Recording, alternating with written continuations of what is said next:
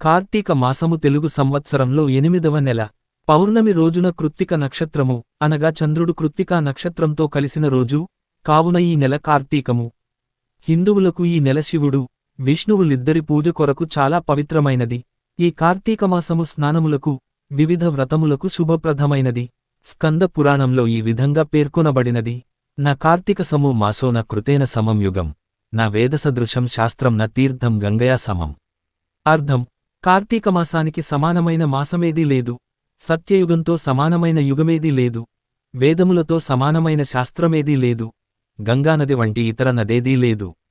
ధార్మిక యోచనలు కలిగిన ప్రజలు ఏకభుక్తము లేక నిరాహారాది వ్రతాలు చేస్తారు. రాత్రులలో దేవాలయాలందు లేదా తులసి దగ్గర దీపాలు వెలిగిస్తారు. స్వయంగా దీపదానాలు చేయనివారు ఆరిన దీపాలను వెలిగించుట వలన, గాలి మొదలైన వాటి వలన దీపాలు ఆరిపోకుండా చేసి దీపదాన ఫలితాన్ని పొందవచ్చును.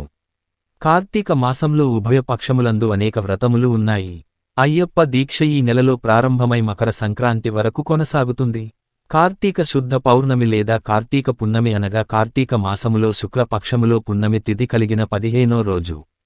కార్తీక మాసములో పౌర్ణమి రోజు చాలా పవిత్రమైనదిగా భావిస్తారు. ఈ కార్తీక పౌర్ణమి అనేది హారులకు అత్యంత ప్రీతికరమైన మాసం. అన్ని మాసాల్లోనూ కార్తీక మాసానికి ఒక ప్రత్యేకత కలిగినది అని వేదాలు, పురాణాలు చెబుతున్నాయి. శివునికి, విష్ణువునకు ఇద్దరికీ ఎంతో ఇష్టమైన మాసం కావున మానవాళికి వారిద్దరిని కొలిచి తరిస్తే వారి శుభ అనుగ్రహం పొందడానికి తగిన మాసమని దీనికి ఎంతో ప్రాశస్త్యం కలిగినది అని పురాణాలు తెలుపుతున్నాయి. ఈ మాసంలో ప్రతి దినమూ పవిత్రమైనదే. సోమవారాలు, 2 ఏకాదశులు, శుద్ధ ద్వాదశి, పౌర్ణమి దినాలు ఒకదానికంటే మరొకటి అధిక ప్రభావవంతమైనవి. నెలరోజులు చేసే కృత్యాల ఫలితం ఒక ఎత్తు, పౌర్ణమి నాటి కృత్యాల ఫలితం మరొక ఎత్తు. అందువల్ల అనేక వ్రతాలు, పూజలు, కృత్యాలకు, దైవారాధనకు అత్యంత ప్రాధాన్యం ఇవ్వాలని పురాణాలు వివరిస్తున్నాయి. కార్తీక మాసములో వచ్చే పౌర్ణమి అత్యంత మహిమాన్వితమైనదని పురాణాలు చెబుతున్నాయి. ఈ పౌర్ణమి రోజున శివాలయాల్లో రుద్రాభిషేకం చేయించిన వారికి సకల సంపదలు దరిచేరుతాయి. ఇందులో భాగంగా మహాన్యాసక పూర్వక రుద్రాభిషేకం, ఏకాదశ రుద్రాభిషేకాలను చేయించినట్లయితే కోటి జన్మల పుణ్యఫలం ప్రాప్తిస్తుందని విశ్వాసం. అంతేకాకుండా పౌర్ణమి రోజున కేదారేశ్వర వ్రతమును చేసినట్లయితే శుభం చేకూరుతుంది.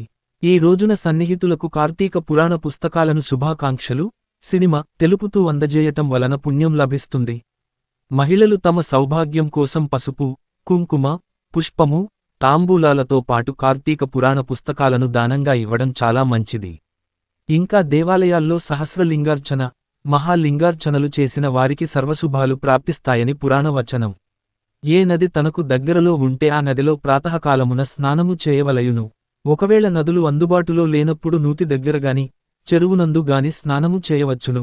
అప్పుడు ఈ క్రింది శ్లోకమును చదివి మరీ స్నానమాచరించవలెను. గంగే చ యమునే చైవ గోదావరి సరస్వతి నర్మదే సింధు కావేరి జలే స్మిన్ సన్నిధింకురు. ఈ రోజు దీపారాధనకు విశేష ప్రాముఖ్యముంది. శివ, విష్ణు దేవాలయాలు రెండింటా దీపాలు వెలిగిస్తారు. విష్ణు ఆలయాల్లో గోపురం మీద, ధ్వజస్తంభం ఎదుట, తులసికోట దగ్గర, దేవుడి సన్నిధిలోనూ ప్రమిదల్లో, ఉసిరికాయల మీద, బియ్యం పిండితో చేసిన ప్రమిదలలో దీపాలు వెలిగించాలి. ఈ దీపాలను చక్కగా కుంకుమ, పూలతో అంకరించుకుని వెలిగించాలి. శివాలయాల్లో ధ్వజస్తంభం మీద నందాదీపం పేరుతో అఖండదీపాన్ని, ఆకాశదీపం పేరుతో ఎత్తెన ప్రదేశాల్లో భరిణలతో, కుండలు, లోహపాత్రలతో తయారుచేసి వేలాడదీస్తారు. అరటి దొన్నెల్లో దీపాలు వెలిగించి చెరువులలో, నదులలో మొదలగు జల వనరుల్లో విడిచిపెడతారు. ఇలా చేయడం పుణ్యప్రదము, అష్టైశ్వర్యాలు కలుగుతాయి. వైజ్ఞానిక పరంగా ఆలోచించి చూడగా ఈ కార్తీక దీపాలను వెలిగించే అనేక దీపాల వల్ల వాటినుంచి వచ్చే వాయువుల వల్ల వాతావరణంలో కాలుష్యాన్ని తగ్గించి వాతావరణ శుద్ధి అవుతుంది. తద్వారా మనకు ఆరోగ్యం చేకూరుతుంది. ఈ రోజు ఆచరించే వ్రతాలలో భక్తేశ్వర వ్రతం ఒకటి. ఇది స్త్రీలకు సౌభాగ్యం కలిగిస్తుంది. భక్తురాలి కోరికను మన్నించి వరాలిచ్చే వ్రతం కాబట్టి దీనికి పేరు. ఇది ప్రాచుర్యంలోకి రావడానికి ఒక కథ ఉంది. పాండ్యుడు, కుముద్వతి దంపతులు సంతానార్థం శివుని ఆరాధించి ప్రత్యక్షం చేసుకున్నారు. వారు చేసిన ఆరాధనలోని చిన్నలోపం వల్ల సరైన వరం ఇవ్వదలచుకోలేదట శివుడు. అందుకే అల్పాయుష్కుడు, అతిమేధావి అయిన కొడుకు కావాలా, పూర్ణాయుష్కురాలు, విధవ అయిన కుమార్తె కావాలా అని అడిగితే కుమారుణ్ణే కోరుకున్నారా దంపతులు. అతడి వయసు పెరుగుతున్న కొలది వారిలో గుబులు జోరెత్తుతోంది. ఆ సమయంలో శివభక్తి పరాయణురాలైన అలకాపురి రాజకుమార్తెపై వారి దృష్టి పడింది. ఆమె పిలిస్తే శివుడు పలికేటంత భక్తి, శక్తి కలదని విన్నారా దంపతులు. ఆ పిల్లను తమ కోడలిగా చేసుకుంటే తమ బిడ్డను పూర్ణాయుష్కుడిగా మార్చే బాధ్యత ఆమె చూసుకుంటుందని ఆలోచించి అలాగే చేశారు.